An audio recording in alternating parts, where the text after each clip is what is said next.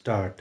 Sir, I move that the bill further to amend the Copyright Act 1957 be taken into consideration. Sir, we are in the midst of a new era which I call the digital era. In this new digital world, the nature of rights of various stakeholders needs to be looked at afresh.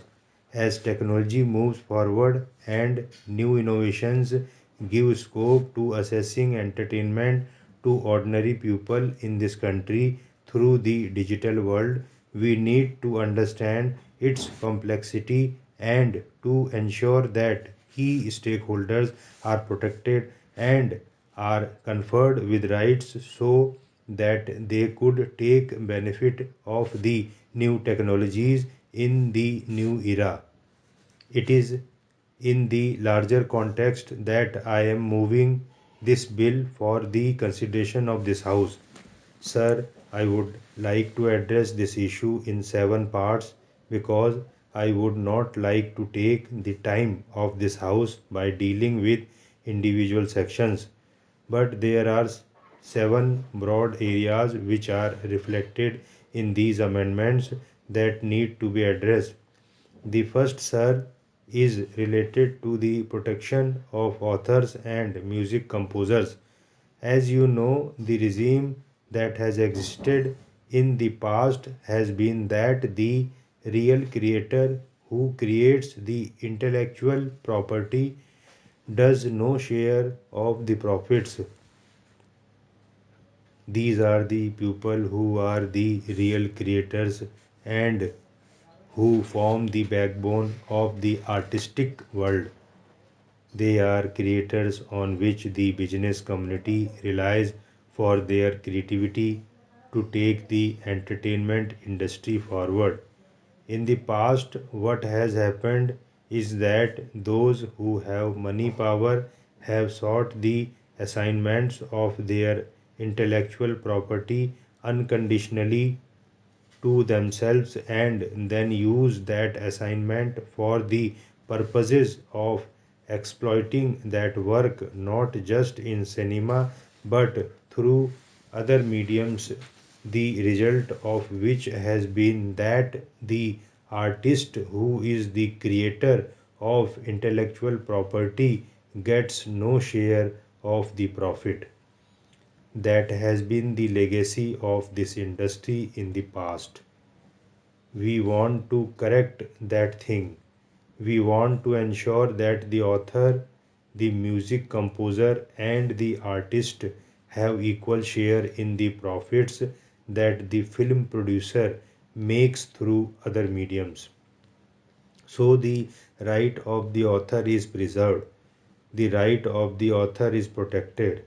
Similarly, in section 18, which deals with assignments, we have added another proviso. What is the purpose of this? The purpose of this is that in the past, these rights used to be assigned.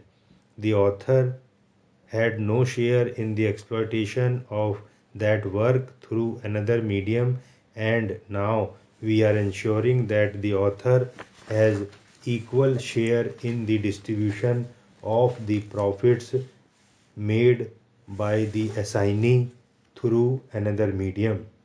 The same is being protected with respect to the literary or musical work included in a sound recording. So the author is being protected and the music composer is being protected so that they have equal share in the profits that will be earned through other mediums. We have also decided to determine the mode of assignment which is reflected in section 19, and the same applies to sound recordings. The idea being you can have the work assigned but you cannot have the royalties assigned. You can use that work through other mediums, but there can be no assignment on royalty. So the author and the music composer would share royalty with the producer, the assignee, in equal terms.